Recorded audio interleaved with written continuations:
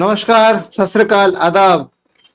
ओम नमो भगवते वासुदेवाय। तो आज हम स्टार्ट करने वाले हैं ऑपरेटिंग सिस्टम का KCS 401 unit number 4 memory management unit. आप लोगों की काफी रिक्वायरमेंट आ रही थी, आप लोगों की डिमांड थी, तो वो डिमांड का कॉन्सेप्ट भी हम इसमें पढ़ेंगे, डिमांड पेजिंग कॉन्सेप्ट भी पढ़ेंगे।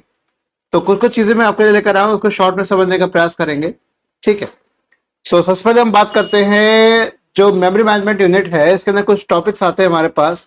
जो महत्वपूर्ण टॉपिक जो यहाँ पर बहुत आता है, ज्यादा इसका डिस्कस किया जाता है,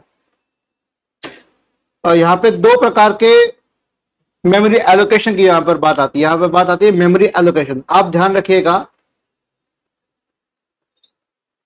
कि अभी तक यूनिट 3 में आपने क्या पढ़ा?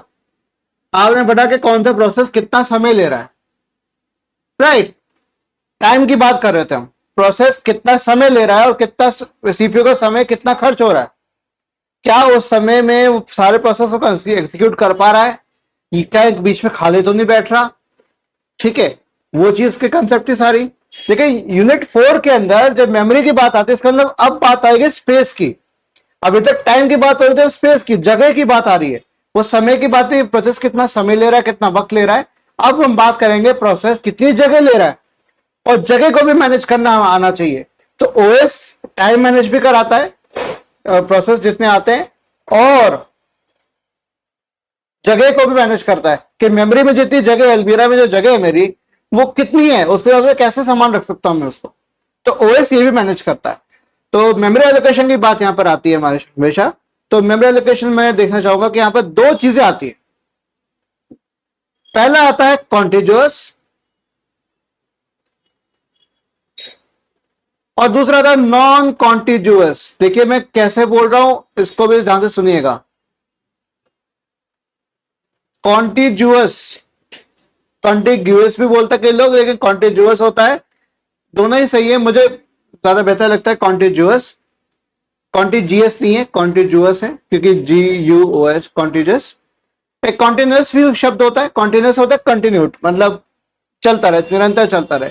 कॉन्टिजियस हो गया आपका मेमोरी स्पेस के हिसाब से, कॉन्टिन्यूअस हो गया समय के हिसाब से, कॉन्टिन्यूअस हो गया जगह के हिसाब से। कोई लगातार एक ही जगह ले रहा है, तो कोई भी प्रोसेस होगा, कोई भी प्रोग्राम आप एग्जीक्यूट करना चाह रहे हैं, वो अगर वो एक साथ, अगर प्रोग्राम हमने 4 प्रोग्राम आप एग्जीक्यूट कर रहे हैं, तो एक एक प्रोग्राम एक साथ एक जगह लेगा कि भाई ये जो मेरी अलमीरा है, अलमीरा का एक खाना पूरा P1 का, दूसरा खाना P2 का, तीसरा खाना P3 का। अभी हम इसको देखेंगे अच्छे से, डोंट वरी अबाउट इट। और इस कॉन्टिग्युअस के अंदर भी हमारे दो बातें आती हैं।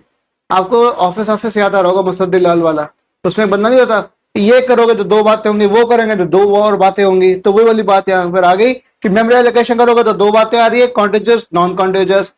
कॉन्टिग्युअस करोगे तो दो बातें आएंगी। दो बातों में आएगी क्या, आएगी फिक्स पार्टीशनिंग आएगी,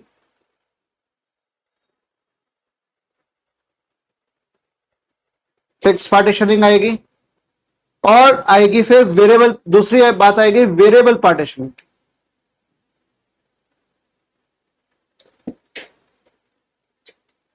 ठीक है, फिर नॉन कॉन्टिग्युअस में हमारे कई बातें आती है। इसमें दो नहीं, दो से ज्यादा बातें आती है। सबसे पहले बात आती है पेजिंग की, दूसरी बात आती है सेगमेंटेशन की, और तीसरी बात आती है डिमांड पेजिंग की।